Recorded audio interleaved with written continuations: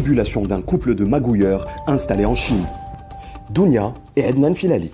Ces noms ne vous disent peut-être rien, mais vous allez découvrir, preuve à l'appui, comment ce couple de Marocains, aujourd'hui installés à Shenzhen en Chine, a barboté dans la pornographie et la fraude fiscale pour finir dans la diatribe visant les institutions marocaines. Tout commence au Maroc, lorsque Dounia décide de publier un livre de blagues pour enfants, grâce au concours d'une entreprise de production marocaine, Nevastop Inc. Cette entreprise, aujourd'hui, n'existe plus. Mais après quelques recherches fouillées, il ressort tout simplement que Nevastop Inc. est une création de Adnan Filali, époux de Dounia, qui s'illustre comme elle par la diffusion d'affabulations sans fin sur sa chaîne YouTube Nihao TV. Aujourd'hui, ce couple ne le sait peut-être pas, mais il suscite de plus en plus l'intérêt de leurs anciens clients marocains, qui n'ont pas oublié ces arnaques en série et demeurent déterminés à obtenir réparation par tous les moyens, quitte à saisir la justice et toutes les administrations compétentes, dont le fisc. Mais avant d'aller plus loin, attardons-nous sur le fabuleux CV de Adnan Filali, alias Lord ADN, de son nom d'artiste épicurien qui se présente aujourd'hui comme un parangon de vertu en lutte ouverte contre les régimes dictatoriaux. Né en 1980, Adnan Filali est un ancien élève du lycée des Cartes à Rabat, un établissement de la mission française réservé aux enfants d'une certaine élite marocaine qui n'a pas vraiment l'habitude de regarder à la dépense. Il est le fils du septuagénaire Mohamed Filali, un ancien caricaturiste du quotidien L'Opinion, qui est devenu le pionnier de la presse jaune au Maroc et se rêvait en mania des médias à la façon Rupert Murdoch. Il a créé entre les années 80 et 90 une maison d'édition pour diffuser près d'une dizaine de tabloïds sensationnalistes et voyeuristes que les observateurs avertis ont fini par cataloguer comme une presse de caniveaux.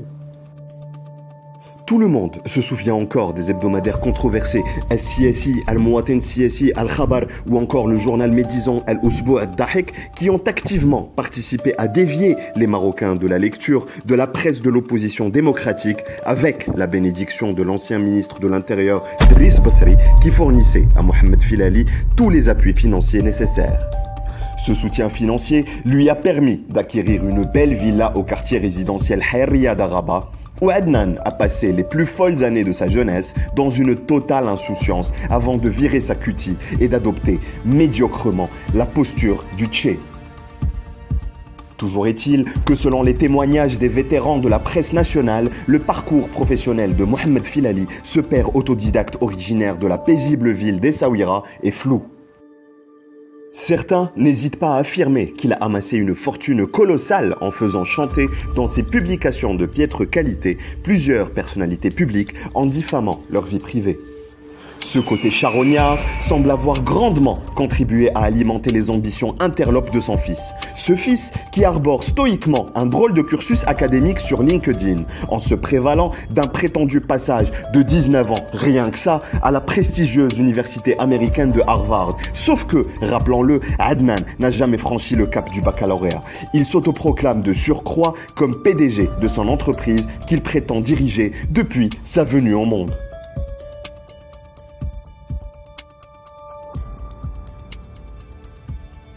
Une prédisposition au mensonge et à la tartufferie qui mènera bientôt Adnan Filali vers de sombres horizons. Revenons donc à la société Nevastop Inc. Cette société créée en 2009 et liquidée soudainement en 2016 n'a jamais déclaré le moindre centime de bénéfice aux impôts marocains. Cette société, aux allures de mastodonte, s'activait à la fois dans le street marketing, les médias et l'événementiel. Divisée en plusieurs filiales, Nevastop Inc. était la société mère d'une pléiade d'autres petites succursales très actives sur les réseaux sociaux entre 2013 et 2016 et sans être inscrites au registre de commerce. Il s'agit notamment de Extreme Impact, spécialisé dans la distribution de prospectus, Nevastop Edition, qui a édité le recueil de blagues puériles de Dounia Filali, Artsoft, une entreprise dédiée à la création de sites web et d'applications mobiles, Nevastop Production, qui s'active dans la production et l'audiovisuel, et enfin Event Now, qui propose l'organisation de tout type de festivités, dont des galas, des séminaires pour des opérateurs économiques et des mariages. Une soirée gratis gay. Le thème de ce soir, c'est le bien-être, dont l'OE, centre de massage thérapeutique à l'Agdeb. et la star Jelota qui va vous faire découvrir ces titres inédits.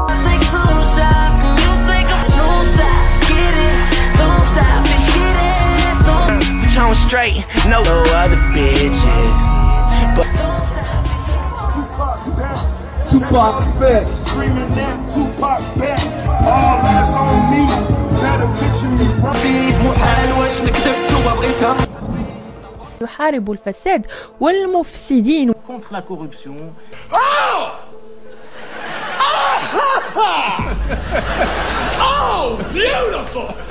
Dans son portefeuille de clients, Nevastop Inc. comptait pas moins de 16 entreprises de renom de la capitale marocaine. Burger King, Quick, Pizza Hut, McDonald's ou encore Renault et Volkswagen, lesquels faisaient tous appel à Adnan Filali pour leur campagne de street marketing. Nous remercions les sociétés présentes avec nous ce soir, dont Maroc Limousine, Semas, la petite maison de couture, South Strip, Azim Traiteur, Armada Tower. Cette prouesse entrepreneuriale, Adnan Filali a réussi à la réaliser avec seulement 10 000 dirhams de capital, comme le montre le rapport circonstancié sur le bilan financier de Nevastop Inc. Une seule fois, Adnan Filali a déclaré un déficit l'année de la liquidation de Nevastop Inc. Mais à aucun moment, son fondateur et gérant unique n'a payé la TVA ou l'impôt sur le revenu au fisc marocain, ni déclaré qui que ce soit à la CNSS. Pire, ses filiales n'ont jamais disposé d'identifiant fiscal, pourtant obligatoire à toute facturation. Le magouilleur professionnel, qui très manifestement empochait ses cachets au noir pour éviter toute facturation, est allé encore plus loin dans sa fraude fiscale, en voyant encore plus grand. Le couple Filali s'est ainsi lancé dans la vente en ligne de produits importés d'Asie, un marché qui semble aussi porteur que prometteur, mais qui a fini par révéler au grand jour le côté Bonnie and Clyde des Filali. Comment ?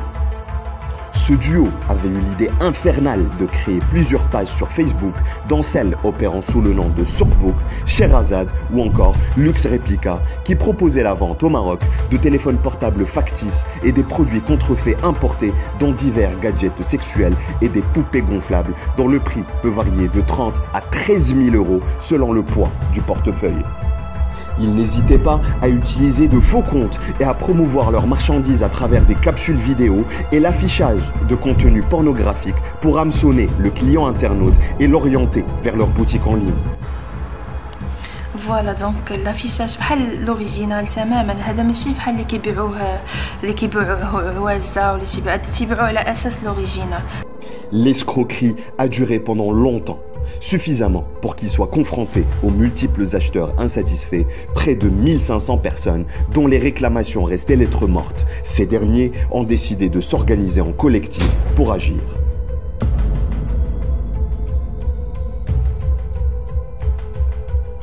En 2016, un groupe est créé sur Facebook sous l'appellation « Attention à la page Soukbouk » pour dénoncer les actes frauduleux du couple Filali. Les membres de ce groupe sont parvenus à matérialiser une plainte judiciaire, sauf qu'ils se sont heurtés à l'anonymat des administrateurs de la page Facebook incriminée. Désormais, ces admins sont identifiés. Il s'agit de Dounia Mousteslim et de son époux Adnan Filali, actuellement établis en Chine, et qui ont laissé derrière eux beaucoup de plaignants au Maroc qui attendent d'un pied ferme leur éventuel retour à la mère patrie.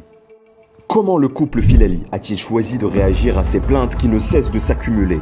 Entend-il trouver un compromis avec les plaignants, comme le laisse penser la très récente suppression du groupe Facebook Attention à la page Soukbouk, ou vont-ils persister à ignorer les requêtes de leurs clients mécontents? Quelle suite ont-ils donné à leur business au Maroc? Qu'est-ce qui réellement a motivé leur départ en Chine en 2017?